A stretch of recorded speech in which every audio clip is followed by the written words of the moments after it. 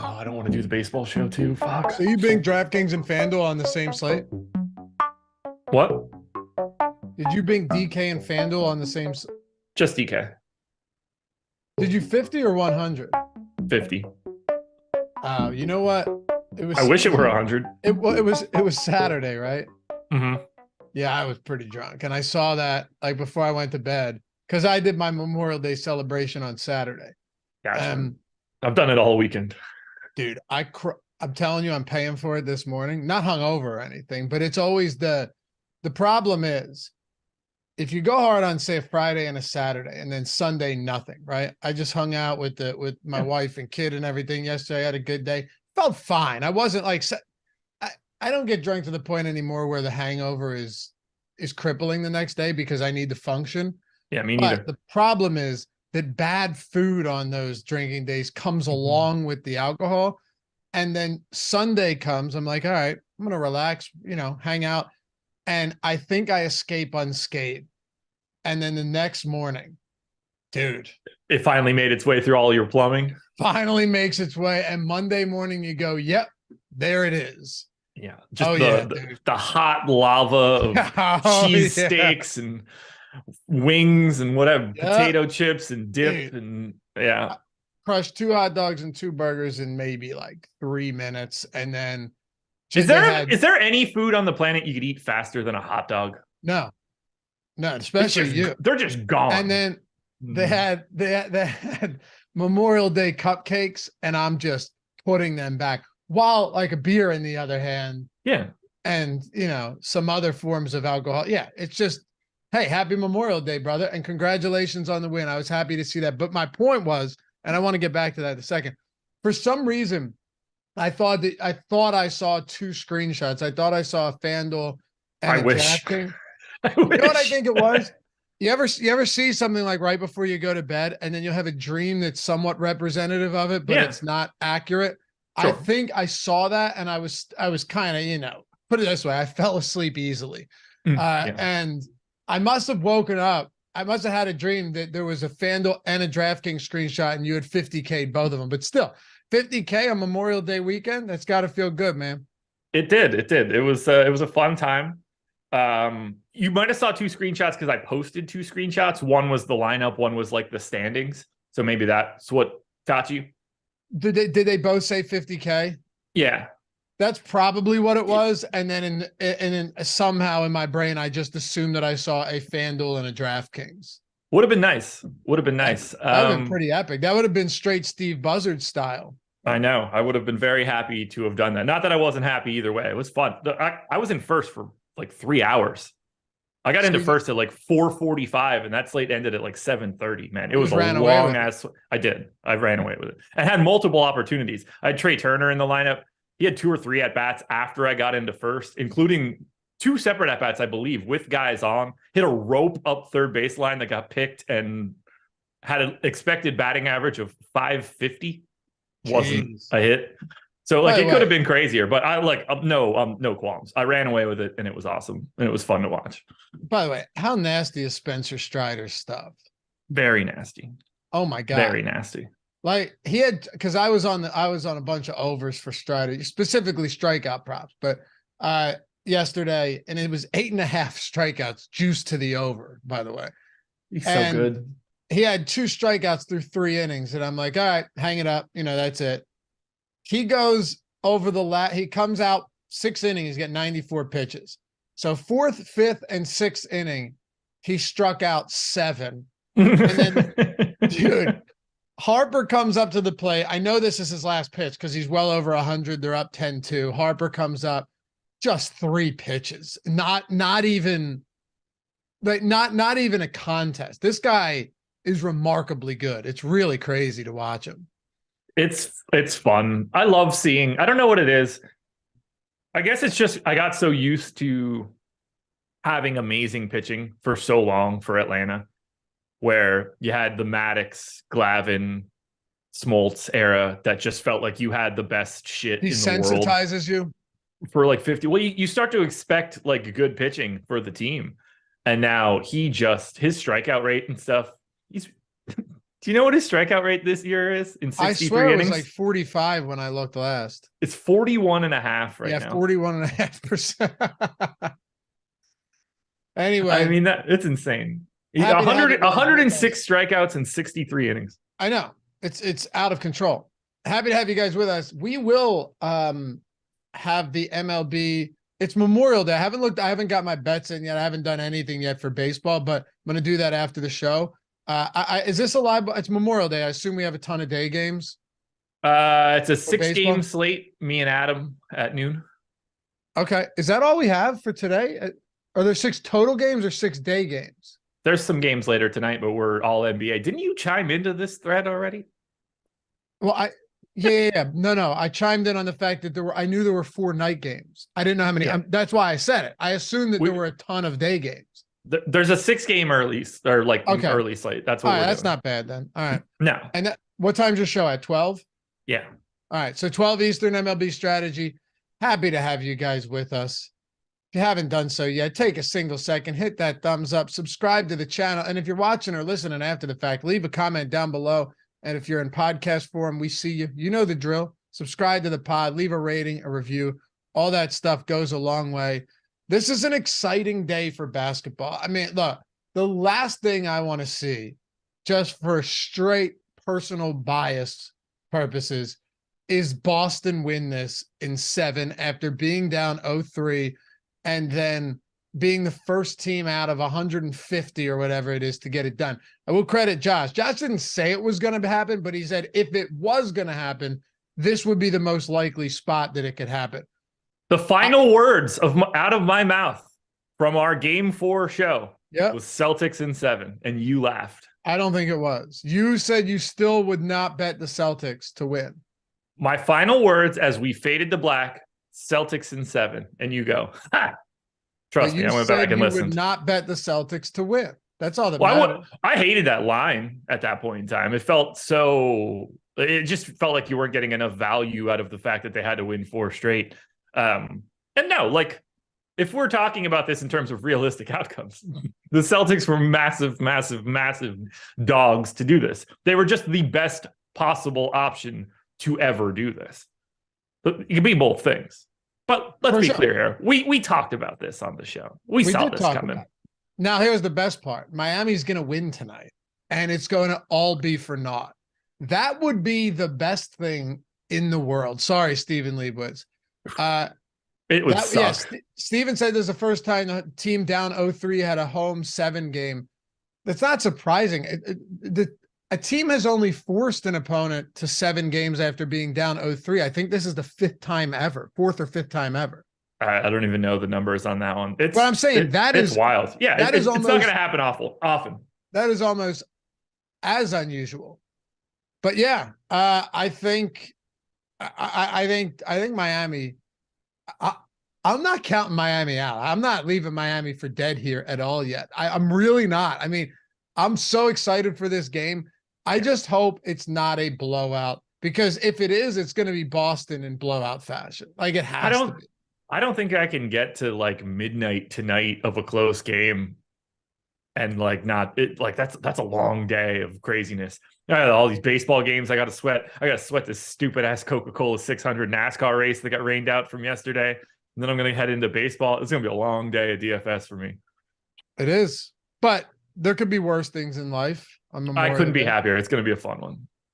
Well, It's going to happy be a fun one. Memorial Day to all of you. I shouldn't even say happy Memorial Day. It's a solemn day, a day of remembrance. It's not, it shouldn't necessarily be a happy day. We just essentially like repurpose every holiday into a way to drink.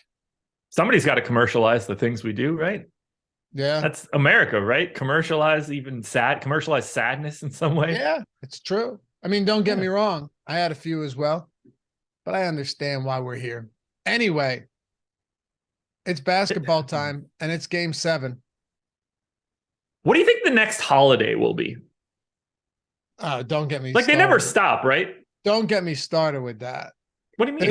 It will be something preposterous. Like, what's the newest holiday that we have that we celebrate? They all didn't just start like they didn't make the calendar like, you know what we need to do? This is where Arbor Day goes. Yeah, but no one pays attention to Arbor Day. Like, no one gives a shit about that. That's what I'm saying. Like, what's the last holiday where we started like souping it up a little bit more? We need a new one. I don't know. Is it 420? Juneteenth, but I don't know. Okay. Right? It's probably Juneteenth. It is. But do people don't think we're gonna get the full America celebration for that one anytime soon? Unfortunately, really, like, I'm down to celebrate it. But do people actually celebrate? Like, is that because I believe Juneteenth was always a thing, and then recently there was a push to make it more of a It's been a thing since. It's the most recent new thing because it's the most recent. Like, hey, we got to talk about June. Like before, it was a thing. And a lot of people were just like, I didn't know that was actually a thing. Yeah. We don't have a 9/11 day, which is kind of surprising. No, but like we do and we don't. Like they still have all of the services in the morning. If you turn the news on, they have all of the remembrance and they read the names and everything. But yeah, it's not, I don't know. But Juneteenth has got to be the answer. If that's the answer. It's absolutely the answer. But what can we do? Like, how will we as a society commercialize it? Oh, well, just the same way you'd commercialize anything. You market beer and you market liquor and you market food for the holiday.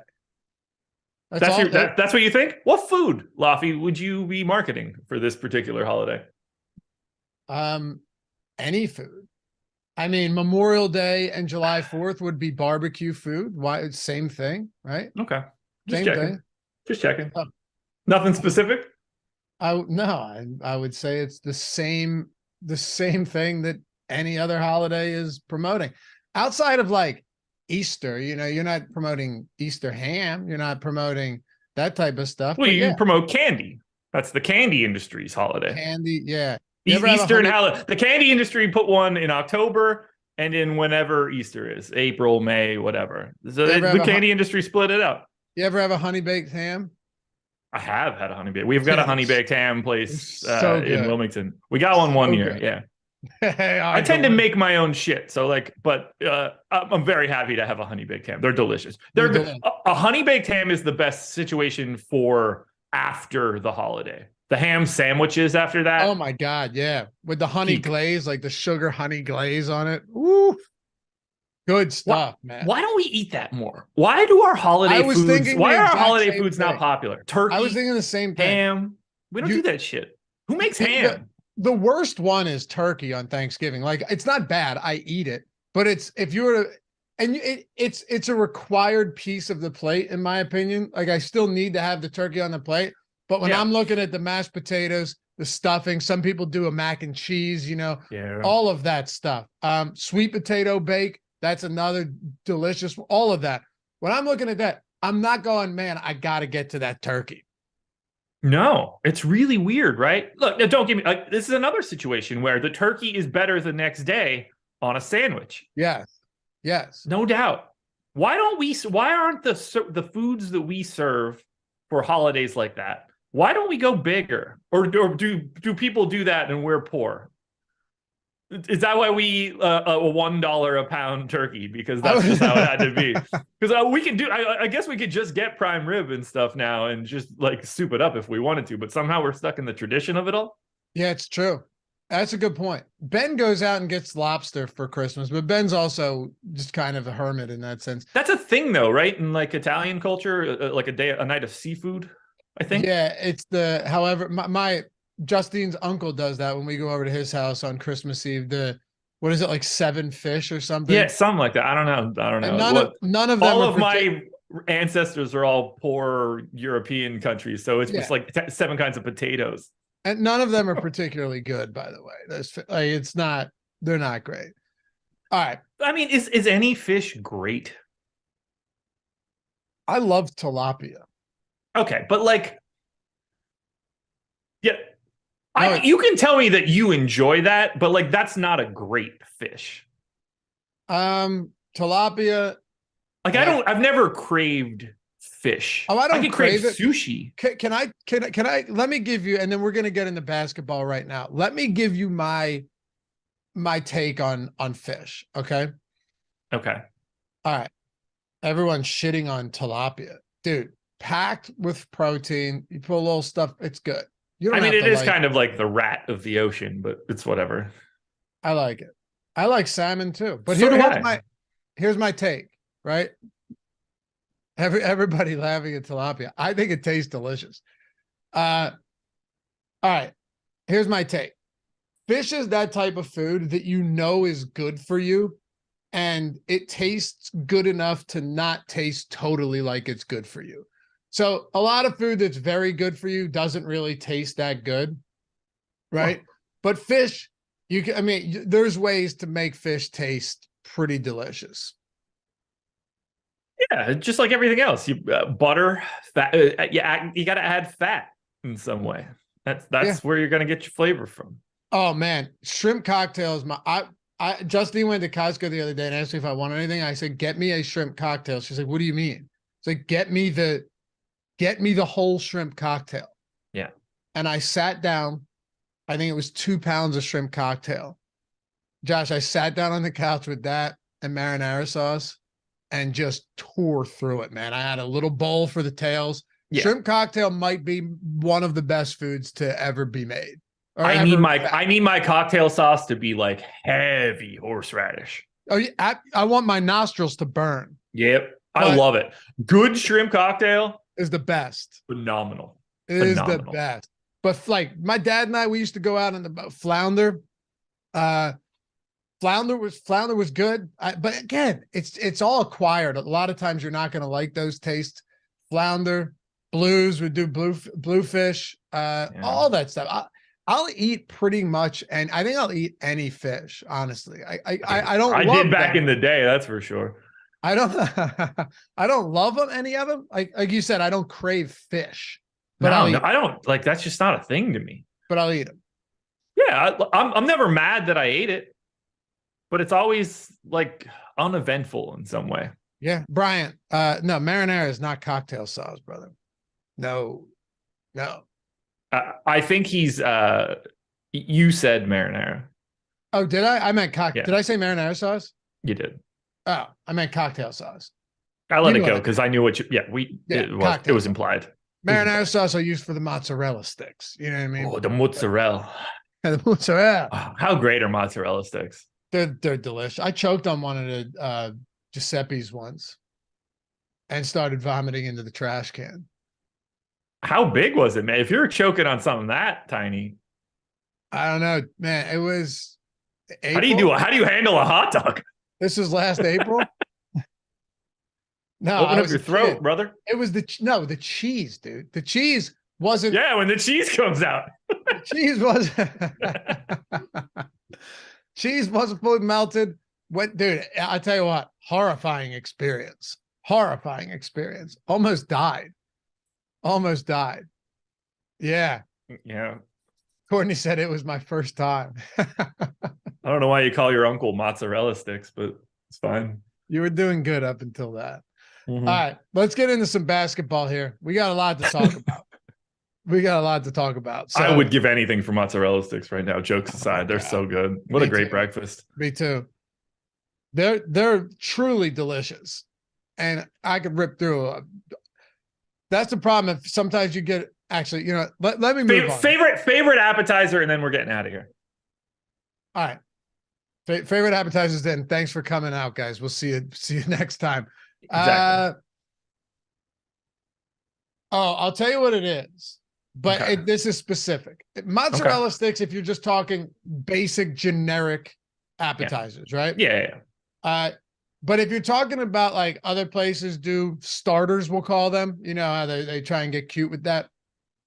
Cheesesteak egg rolls, right? But with the sriracha ketchup. That's the way to go. Sriracha ketchup, cheesesteak egg rolls. If you had good ones of those before, they're delicious. Best ones I've ever had are here in Wilmington. And at a Philly bar, no less.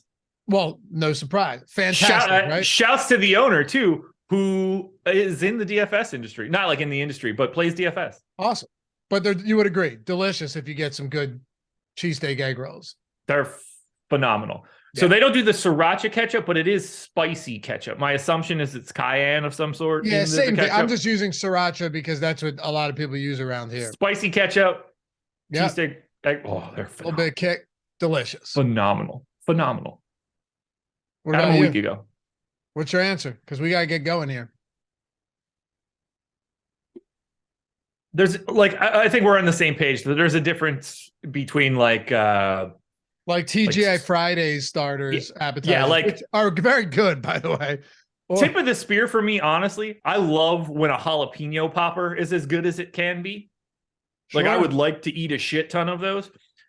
I think we're thinking about that more in terms of like a high end, like Memorial Day snack, putting those out, for the crowd. Probably crab dip for me. Crab dip's a good one. Yeah. But Josh's is lettuce wrapped. I've never eaten a lettuce wrap in my life. But if you're talking basic, it's mozzarella sticks. Like every restaurant, every kind of chain, it's mozzarella sticks. All right, let's get into it. Game 7, Boston Celtics 7.5-point favorites hosting the Miami Heat, who just squandered a 3-0 lead. This is what I say. Literally, you could count on one hand, the amount of times this has happened, that a team forces a game 7 after being down 0-3.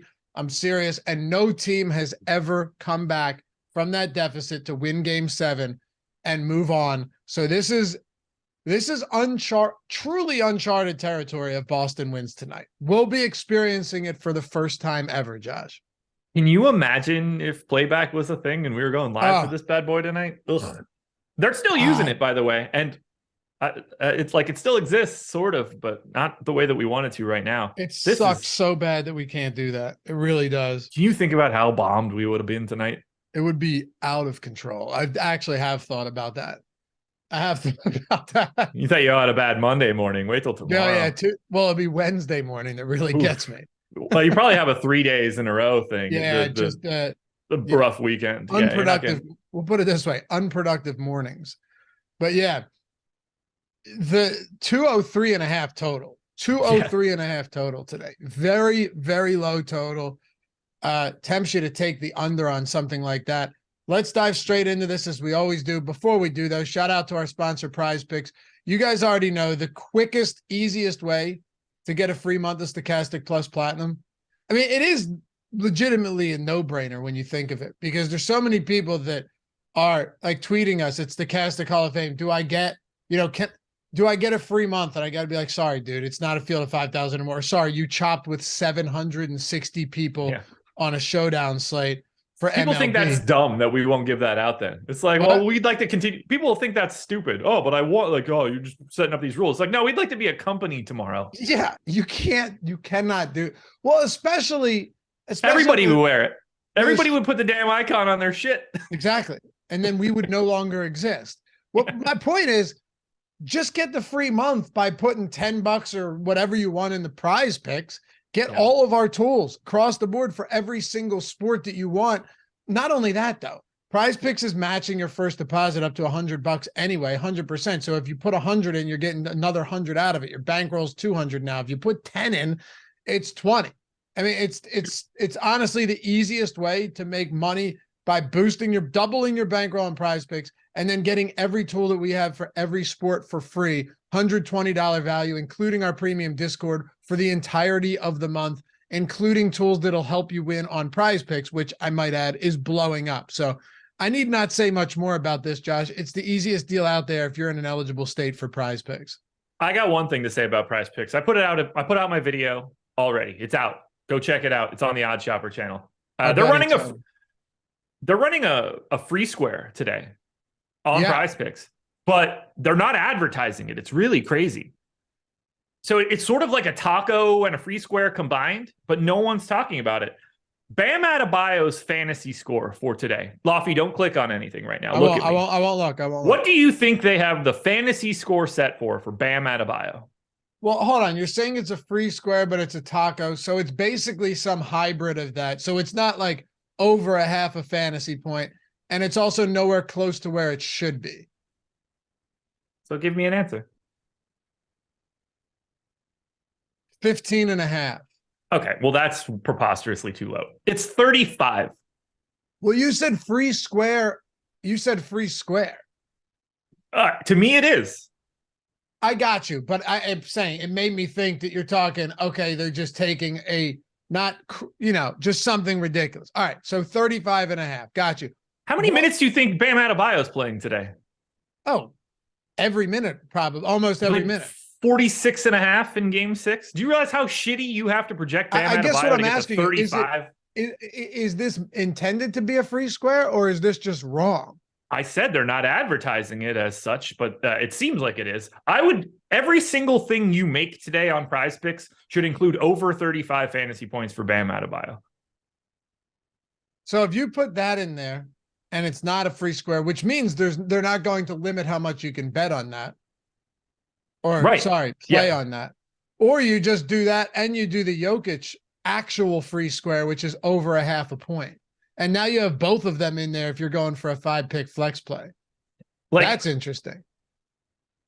It's early right now. And yeah, they have that other free square. It's early right now. I'm looking at our projections. We got Bam projected for 38 fantasy points. So right away, we're 3 clear of that mark. Again, it's early. Bam Adebayo, we have projected for 38 minutes. If Bam Adebayo plays 38 minutes tonight, I assume Miami lost by 50. Yeah, pretty much. He's not playing 38 minutes tonight. You got to project him for more than that by default. There's no way around this. No, 35 is insane. Yeah, we're over at 38.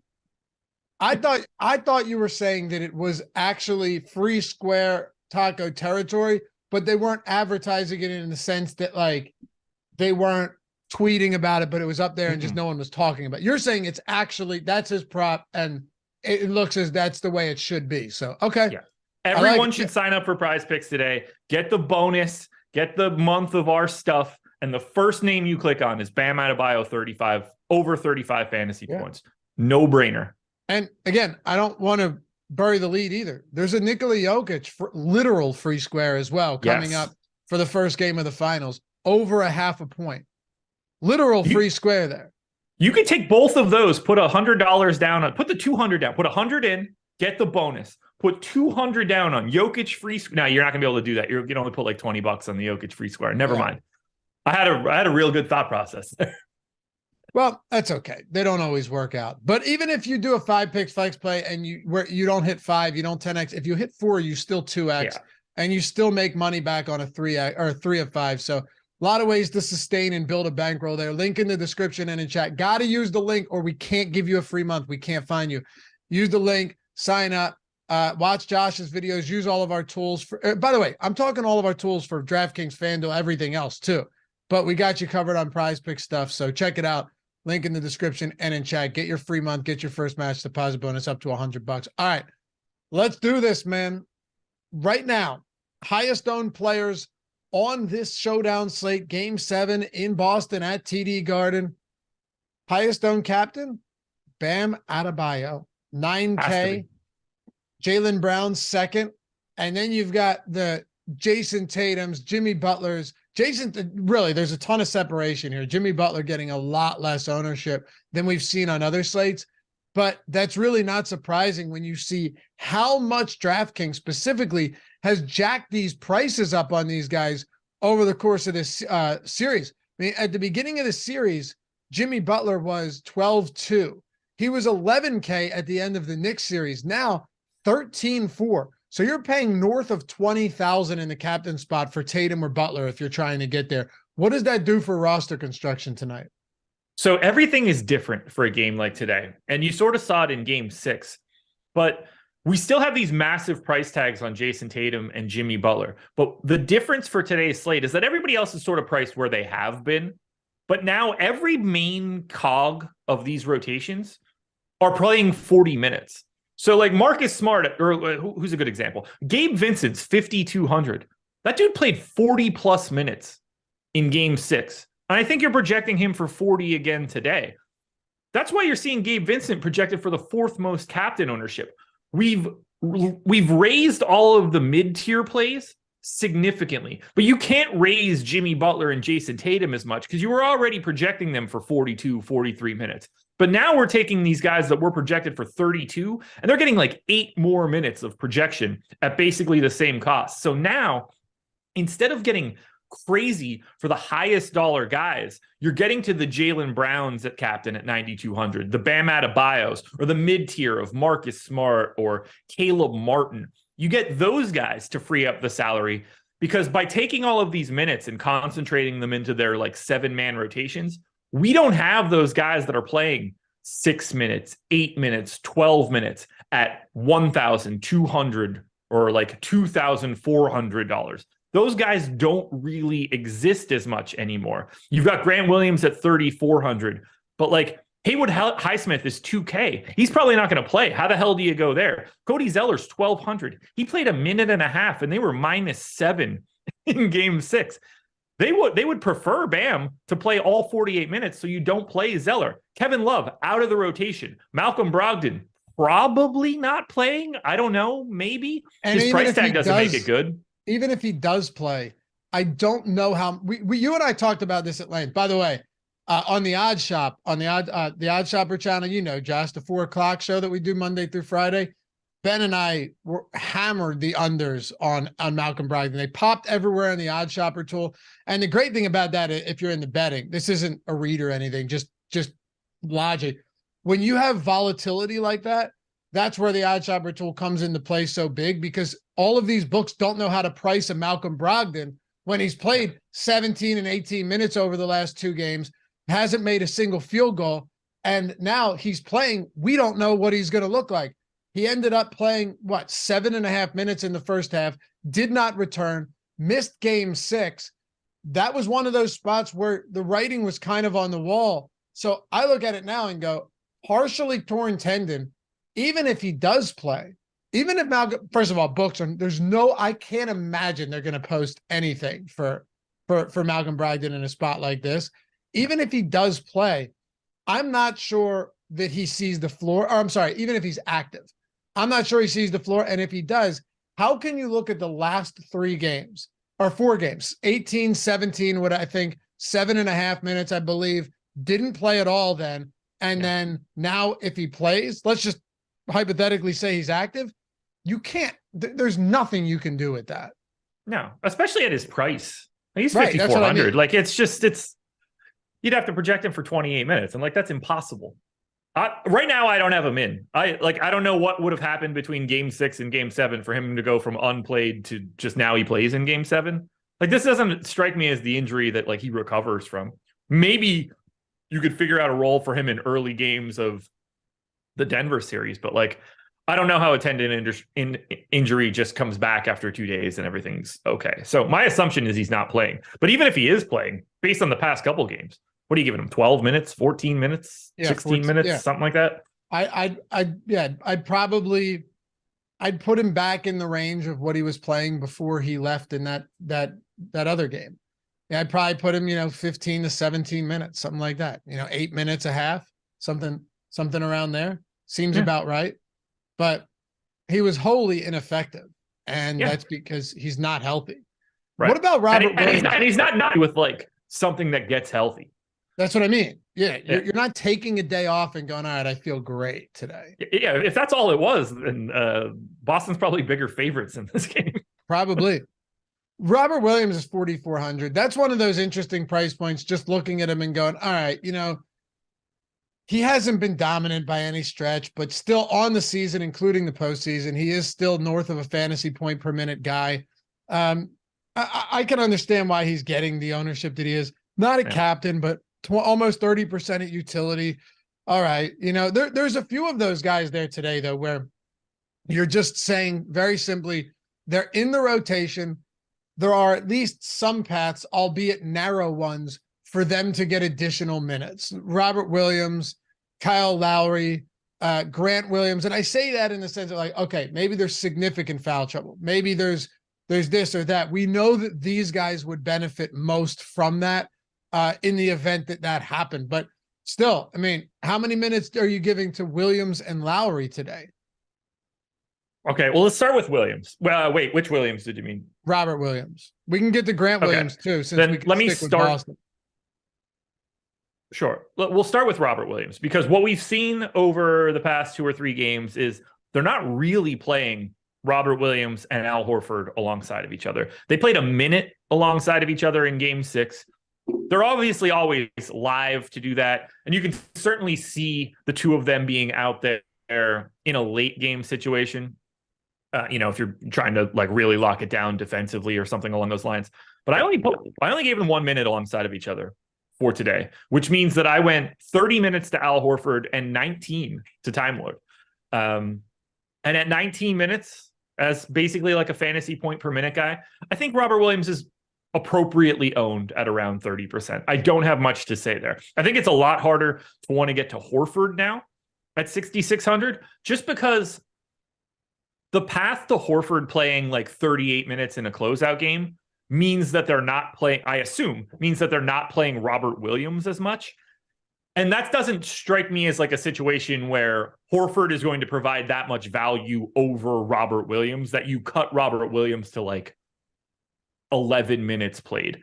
So I find Horford hard to get to. The ownership shows that. I think he's properly owned at 20%. I find sort of the same situation for Robert Williams.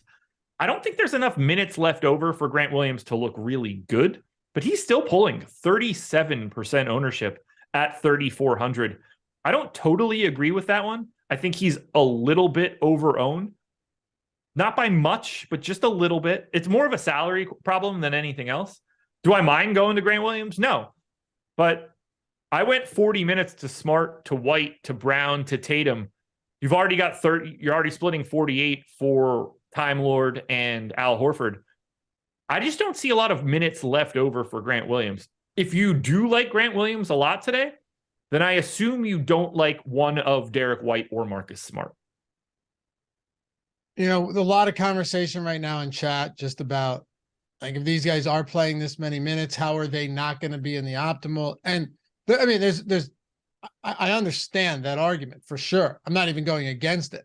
The question now just becomes, because look, if the optimal had no salary cap, then sure, we'd be having an entirely different conversation here, but it does. And they're very expensive. If you were to, and I think the remainder of our time here, now that we covered a lot of these value plays, would probably be better served with us going over what type of lineups actually work. Like what type of lineups are actually functional in a spot like this, where you have already throughout the postseason, the rotations have been condensed, right? You're trimming a ton of fat off of the bench. And yes, some teams are more likely to play some of these bench guys than others, but still pretty scarce minutes. Now you take a look at this and go, it's game 7, Eastern Conference Finals. This is it. Winner goes, this is it. And also Tatum and Butler at the prices that they're at. If you were to play Tatum at captain and Butler at utility, that leaves you 3,900 per player remaining. What do we do with something like that? I mean, I'm massively under the field on Jimmy Butler right now and a little bit under the field on Jason Tatum. This whole thing has flipped And I gave Butler and Tatum both 44 minutes. If you want to go to 45 or 46, I could see that scenario. 44 is generally my cap in these sorts of situations, because there are possibilities that either one of these teams blow out and like you just lose a couple. So either direction you want to go there. I find it hard to like really want to get to Tatum and Butler in an aggressive manner on DraftKings just because of the way the rest of the minutes shake out. So I ended up with 50% Tatum right now and just 30 of Butler. I'm happy about that because I assume Boston wins. And like, I assume if Boston wins, you probably don't get some elite game out of Jimmy Butler. And at 13-6, you need it. Like, lineups with both of those guys in it together are tough to build and like to really like it. So I am lighter on the two main pay up options. I don't really see it as like heavy priorities. But if I'm picking one or the other, I prefer Tatum to Brown, or sorry, Tatum to Butler. Let me phrase the question a little differently for you then. Mm-hmm. So we can kind of cover all the bases here. Yeah. Looking out for you guys here on the strategy show on a Monday, Memorial Day morning. All right. So how do we reconcile this, right? On one hand, you go, these guys just going to play an insane amount of minutes, both of them. Yeah. Maybe, the whole game, give or take a couple of minutes, right? Yeah. Maybe the whole game. Who the hell knows? But on the other hand, you go, they're so expensive that it makes the rest of the lineup almost unfunctional, almost just totally impractical. But then you also have other starters who are also going to play probably close to the entire game, if nothing else, 40 plus minutes. So with that in mind, going, all right, I'm a little under the field on Tatum, under on Butler. Getting them both together is really difficult, unless, of course, you're captaining some cheaper guys, and I want to get into that as well, because that frees up at least something. What are the best ways to build here? Is it captaining? I'm not talking captaining Duncan Robinson, or Grant Williams, but we can get into that if you want. But I'm saying more of the Caleb Martin, Marcus Smart, Derek White types, and then we can load up at utility. Is it just getting underweight on Tatum and Butler and playing everybody else towards the top? Or is it having one of those guys mostly in every lineup, but not both of them? So I think there's a lot of different ways that we can talk about this. My current most exposed captain is 25% owned for me, Derek White at captain, 6,400. He played 40 plus minutes in game 6. If Malcolm Brogdon isn't out there, he's playing 40 minutes again here. I think Derek White is the best play on today's slate. There's no chance he's 38% owned. That will be massively higher. There's no way around it. 6,400 for Derek White is a bargain price tag for where he is in this series right now. He's priced like he's going to play 32 minutes. That's just not what's happening unless Malcolm Brogdon has been resuscitated in this series. And even then, it might not change anything for Derek White. Similarly, Gabe Vincent on the opposite side, 5,200. I've got 19% of him at captain. I think he's playing 40 minutes today in this closeout game. We've already seen a game this series where Gabe Vincent is the captain that you need. Happy to go there, because by rostering Gabe Vincent at captain, you unlock the ability to go to Tatum and to Butler if you need to. You're freeing up enough salary to start paying up for some of these guys. Jaylen Brown at 9,200, Bam Adebayo at 9K. Those four guys are making up like 90% of my captain ownership, because you can roster Brown and Bam, because for some reason they're not priced up as if they're playing 40, 42. Bam played 46 and a half minutes in game 6. He's still 9K. To me, Bam Adebayo, in terms of like upside and price, is the best guy that you can get to, because he's an amazing threat to be the optimal captain because of his price tag and what it unlocks. And two, barring foul trouble or injury, I don't think they want to give Cody Zeller a single second at center for today. I don't think that they can handle it. I think you're just going to get, like, I projected Bam for 44 minutes. I don't know how you get away from something like that at 9K, because he isn't priced up the way that you would think he would be. Do you think captaining Duncan Robinson is a viable approach? I do, but here's where it gets tricky. You need to draw a line in the sand of what you think happens with Max Strus and Duncan Robinson. These guys don't play alongside of each other. They are going to essentially split 48 minutes today. And if it breaks well, it's like game 6 and Duncan Robinson plays the entire fourth quarter of the game and Max Strus doesn't see the floor. You're only going to get one of those guys. If Duncan Robinson is playing well, he will play like the final 16 minutes over Max Strus. And at that point in time, you can roster Duncan Robinson at captain. But it's also just as possible that it goes the other way. And it's 32 minutes to Max Strus and 16 to Duncan Robinson. And most of your Duncan Robinson shares are dead. Duncan Robinson's very self-fulfilling here. The more minutes he plays is probably because his threes have gone in. If he's not making his threes, then it's probably Max Strus that's staying out on the floor. Man, it's crazy though. If you were to put Duncan Robinson at captain, and then you say, I'm going to play one of Butler or Tatum. Now, obviously, that probably seems counterintuitive, just given that you're going cheap with Duncan Robinson to begin with to get everybody. If you were to go Duncan Robinson and you go one of Butler or Tatum, you can pretty much get anybody you want outside of that. Like Robinson and I'm not saying this should be projecting as optimal. I'm just messing around with it right now, seeing what it gives us, because what a tricky slate this is.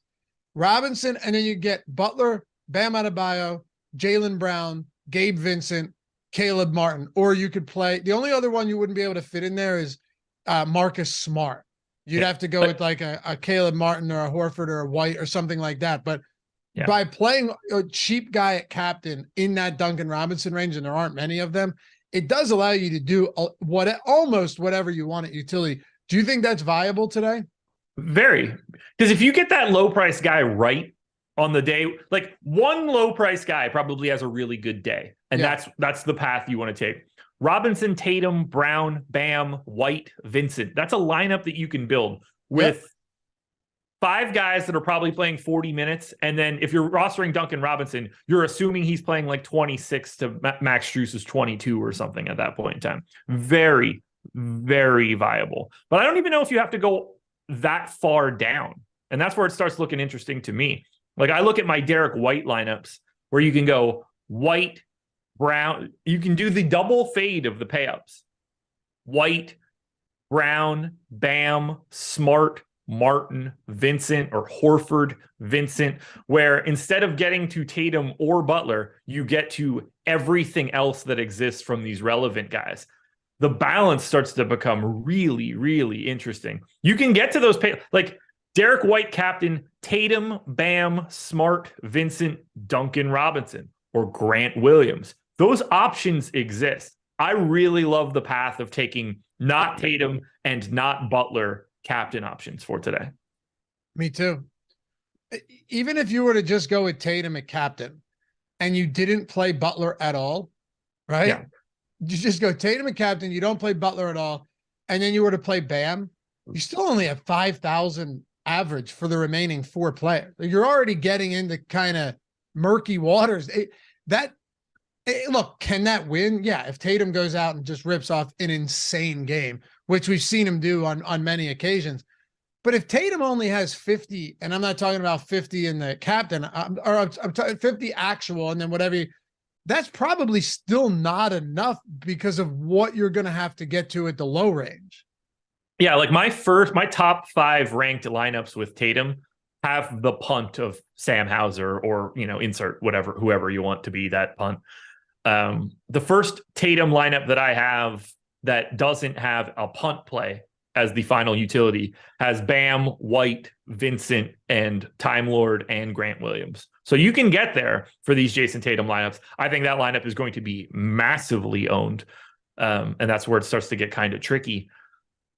I just don't like the construction of the lineups that have Jason Tatum or Jimmy Butler in the captain spot. These guys, for Tatum and Butler to be the captains today, we will, if that works, we'll talk about those performances for the rest of our lives. Yeah, that's a good point. Yeah. Because of their price tags and what this game means. If you get a game where Jimmy Butler is the optimal captain today, we'll talk about it forever. It'll be in lore because it has to be because of his price. There's just no other way around it. There's no way around it. You're right. He's going to need a Nikola Jokic type game. He's going to need a Jason Tatum game 7 50-point type joint where it's just like, oh shit, that's Sixers. That's one of the greatest games you'll ever see.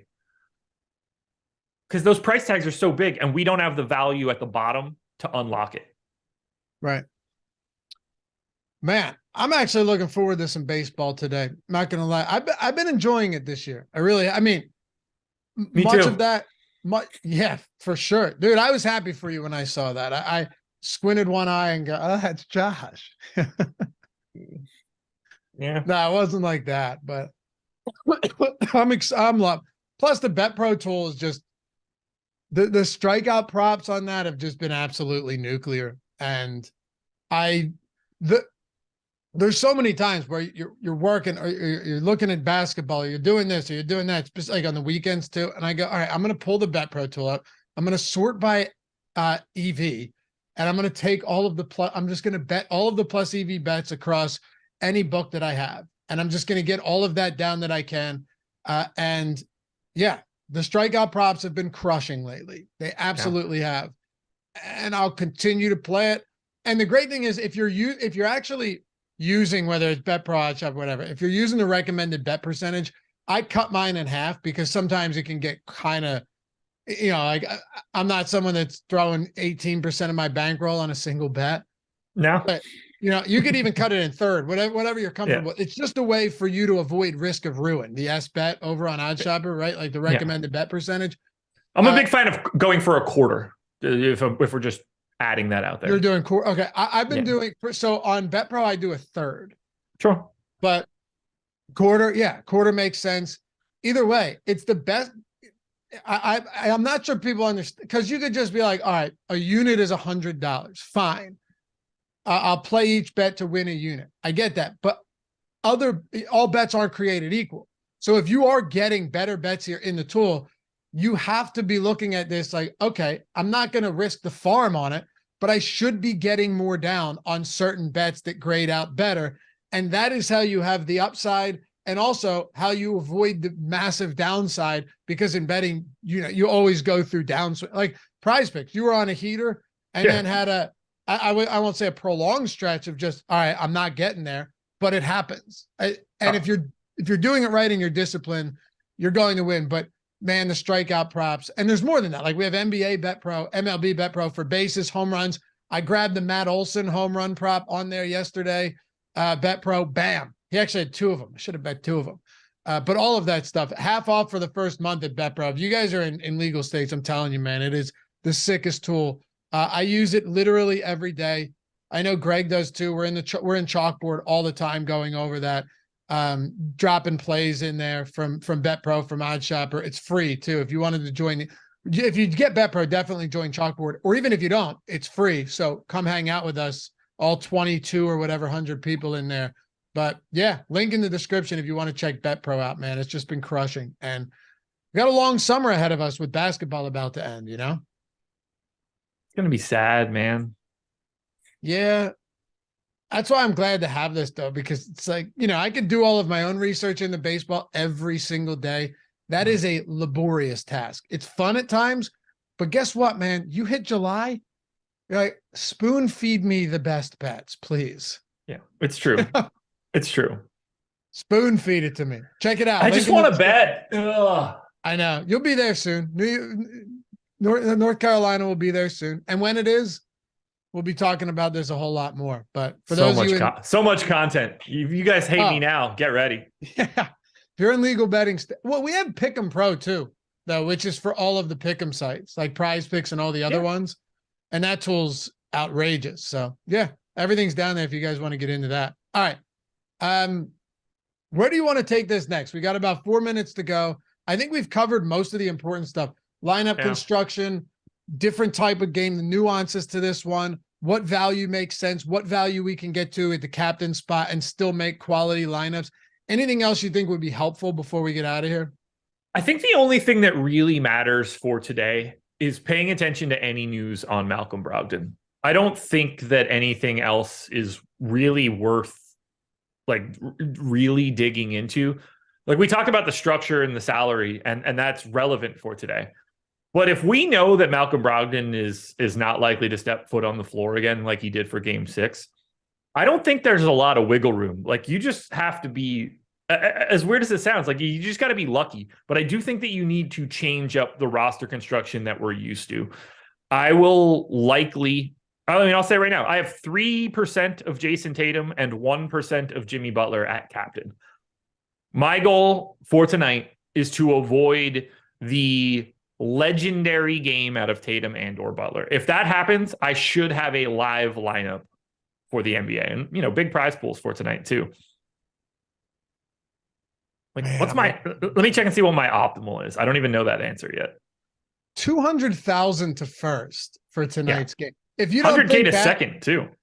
What's that? I know. If you don't think basketball is still king, even for a one game, I'll tell you, man. I was thinking about this the other day. There was a time where you just wouldn't have a slate. You just wouldn't have anything for today. We didn't have Showdown. There was nothing. You would have. There was a time when you'd be playing like this would have been the second half of a 2-game slate from 2 days ago, or like you'd be playing it. It would have been awful. Yep. But it would have been the second half, but there wouldn't have been anything you could actually enter for it today. We would not be having a show. Nope. Now it's $200,000 up top. When they introduced NFL Show, it was insane because you had to play an individual defensive player. But you remember that? I do. They got nonsense. Ben actually won. I was with him in California. He won like 20K on that but was that the Niners? No, I can't remember who it was. No, because it was Eagles Vikings. And I'm speaking of Ben, fan. Shouts to Ben yesterday. Oh, on Grillo? Yeah. Yeah. Did he take any? I mean, no, it was 100-1, but did he take any DFS down? Not that I'm aware of, but from what he told me, he had like a pretty sizable ticket on Grillo, like outright, and he was not happy on Saturday. And Sunday, it obviously closed in a really ridiculous fashion. He was minus 5,000 at one point during yesterday's round, and then became an underdog and won in a playoff. Yeah, I told him, I was just like, I'm surprised you're alive. I know, dude. And he had hit me up 2 days ago saying he had the worst betting day of his life, to the point where he thought that he was living in a simulation. I have the same DM. Yeah. Because it wasn't just that he lost. It was that everything lost in the most egregious manner ever. Is it Grillo or Grillo? Grillo. Is it? Well, it depends on where you're speaking. Yeah, well, I'm saying, like, how would a broadcaster say it? They should say it as Grillo. Okay. Yeah, that was crazy. So shout out to Ben. Yeah, I saw you and Ben like bang, bang, one day after the other. It's great stuff, man. It's great stuff. Maybe we'll have some more of that today. Maybe it'll be you guys.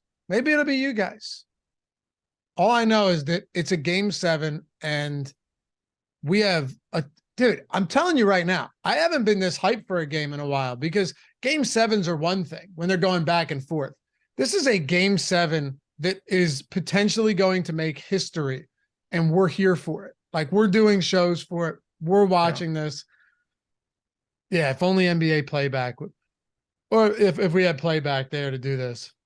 I'm going to say this out loud. I probably shouldn't. I don't know why. No, it's not even that kind of thing. So I like to watch Nate Duncan and Danny LaRue do playback streams. If I'm not doing it, I watch their alternate commentary. When I open up the game, I get the game. It just still works for me when they're doing it. I don't think it's supposed to. Oh, really? Earmuffs to everybody listening. I don't know if the playback guys just like unlocked our shit last year, and like they're the reason that I can still see the game, because we were content providers as well. Like, maybe it's some sort of setting on the back end that allows me to still see it, but I still see it. I wonder if everyone else does, and we should try it. Well, I know that they had conversations about people having to like jump through hoops to like figure out how to get the game to still show up, spoof yourself as international or something. I just assumed that it was because we had done work with them, that somehow I have a setting that like allows it to happen. So I was just like, wait, I'm not supposed to see this shit. So like, it hasn't changed for me.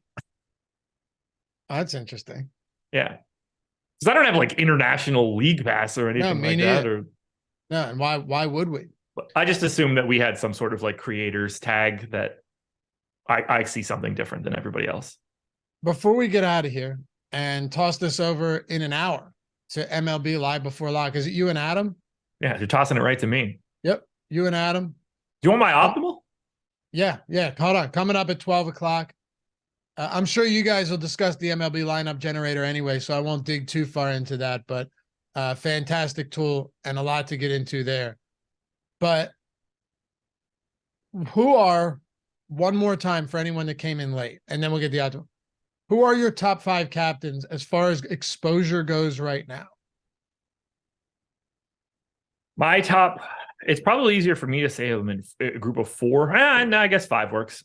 25% Derek White, 23% Bam, 19% Vincent, 11 Jaylen Brown, 9 Marcus Smart. Okay. That is 87% of my captain exposure. All right. None of those names obviously were Jason Tatum or Jimmy Butler. Right. You know what though? If you just took a single second and even just hand build out a couple lineups, it would make a lot of sense why that's the case. Yep. Yeah. I'm not surprised by any of it. No. All right. Optimal lineup. And then as we always do, Josh, before we go, optimal lineup, and then we'll go with top projected lineup, and then your top lineup that you have after filtering these out, after the sorting process, the one that's making your lineups. My top projected lineup: Gabe Vincent, captain; Tatum, Brown, Bam, White, Grant Williams. It's going to be popular, I would assume, but that is a nice based lineup. on what I have in here, I would expect that to be quite heavily owned. But it just goes to show you what you can do when you captain a somewhat. It's not like Gabe Vincent's $1,000 either. No, it shows you what you can do there. I wonder if there's any small tweak from like just being a little bit different by still going, less expensive captain. Wonder if you can really get different and still be in a good spot if you make one tweak at that utility. I think so. Whether that's like the full punt or, taking your shot on like Haywood Highsmith getting a rotation or something, you can get kind of weird if you want to be very, very different. What else did you want from me here? Just your top lineup, not top projected lineup, but right now your top lineup. Bam Adebayo, captain; Tatum, Brown, White, Vincent, Sam Hauser. And obviously Sam Hauser can be any 1K guy if you want it to be. Or, well, actually, it could be anybody upwards of $1,900. That's how much is left over. That's also a great lineup if you're playing for the not playing for a zero, but going for the front loaded and just have a 1K guy at the bottom.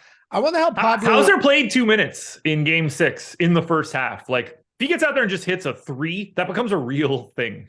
Well, it's also possible that he could just have a rebound. And like we saw in that, what was it? Lakers. Lakers Nuggets? Yeah, like he just needs to be better than the other 1K guys, the other and that zeros. becomes a real thing. Right. Like if Reggie Jackson accrued 1 point, right, that changed everything. How popular do you think this lineup will be, given that you are actually playing a 1K guy, but also leaving 900 on the table? Not popular at all. Okay.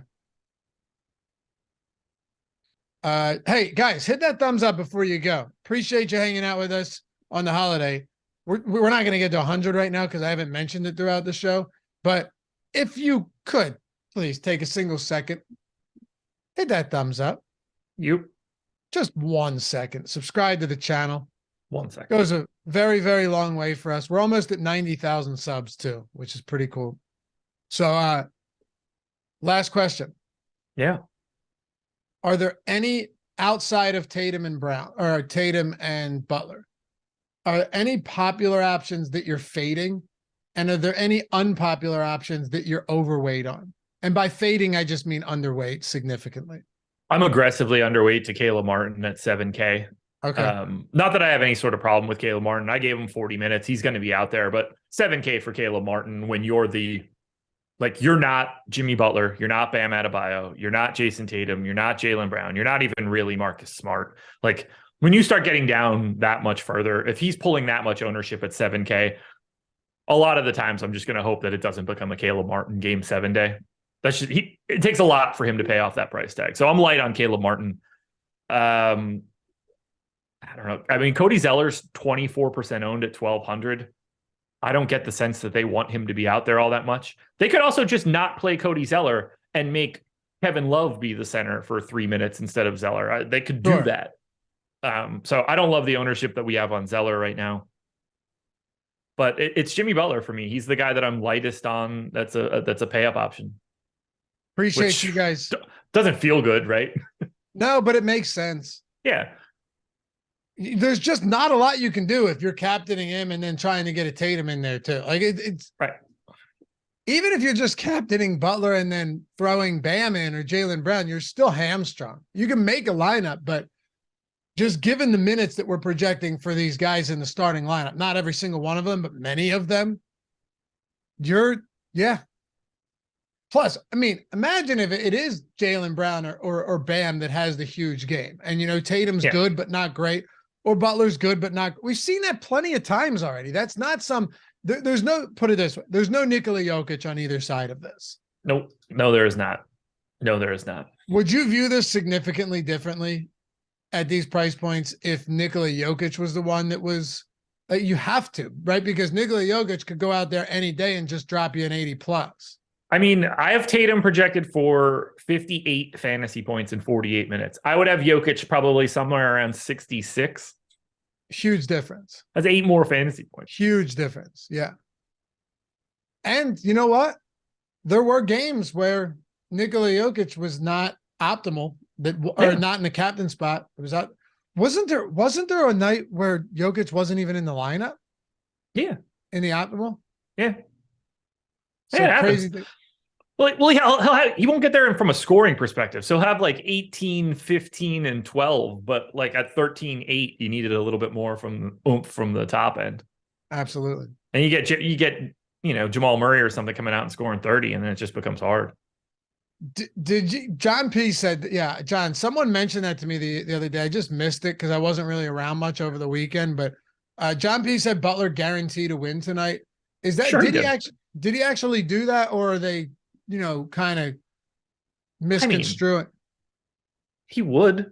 Why wouldn't he? It's Jimmy Butler. Like, he gives a fuck. Of course he thinks he's going to win tonight. Jimmy Butler does not strike me as the type of guy that shows up tonight thinking he's going to fail. That's why I love him. That's why he gets to go home as the first guy to ever blow a 3-0 lead. I still love him. More like Hurry Butler. He's not him. Let me close the show with this. Okay. There is nothing worse, and this is going to bother some of you guys, and that's okay, because many of you do this. It should be good. There's nothing worse than going on Twitter and calling another man a king, first of all. It's just straight crazy. How would you describe the type of people that would do that? What word would you use? I see it. There is no word. You're trying to bait me into something, but everybody. Yes. But okay. No, I see it all the time. Or the whole queen thing, right? Like, all right, let's have a little bit of dignity. All right. And also, how could someone be a king or queen now? What does that even mean? It's just stupid bullshit. And then they're not even things any longer. We don't have gender. What's even worse, and I'm sure plenty of people do this, he is him. I'm not talking about Butler, like the himmy Butler I hate already, but he is him. How stupid can we get? This is just, and I hope you guys take this to heart and stop doing it, because I disapprove.